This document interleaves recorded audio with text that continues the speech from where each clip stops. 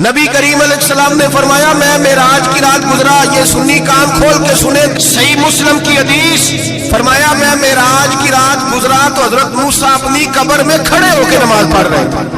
اب آؤ حضرت سعید بن مسیب تابعی ہیں، صحابہ کے شاگرد ہیں، وہ کہتے ہیں جب یزیدی فوجوں نے مدینے پر حملہ کیا اور یزید کا مقرر کردہ امام آیا تو صحابہ کرام مسجد نبی چھوڑ گئے، 3 دن تک مسجد میں نماز، کہا ہم یزیدی امام کے پیچھے نماز نہیں پڑھیں گے۔ حضرت سعید بن مسیب کہتے ہیں میں دیوانہ بن کے، مجنون بن کے اندر گھس گیا، یزیدی فوجیں سمجھی میں دیوانہ ہوں، شاید پاگل ہوں، مجھے انہوں نے تکلیف کوئی نہ دی۔ فرماتے میں نبی پاک کی قبر کے ساتھ ایک لگا کے بیٹھا تھا،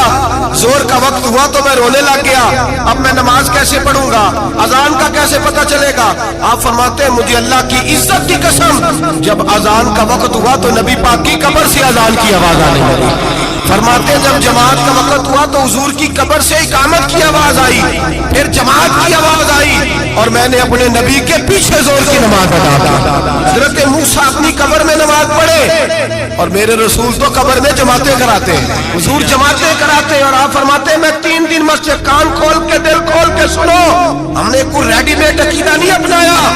ہم کوئی دائیں بائیں سے پکڑ کے نہیں لے آئے کہ وہ فلاں آیا تھا بہت بڑا، اس نے جبہ کبہ پہنا تھا تو اس کے پیچھے لگ گئے۔ ہم کسی کو نہیں مانتے، ہم تو مانتے ہیں رسول اللہ کے غلاموں کو، ہم تو مانتے ہیں صحابہ کو۔ ہمیں حضرت سعید بن مسیب بتا گئے ہیں کہ جو کہے تجھ کو مردہ وہ مردہ ہے واللہ، تو زندہ ہے واللہ، تو زندہ ہے واللہ، تو زندہ ہے واللہ، میری چشم عالم سے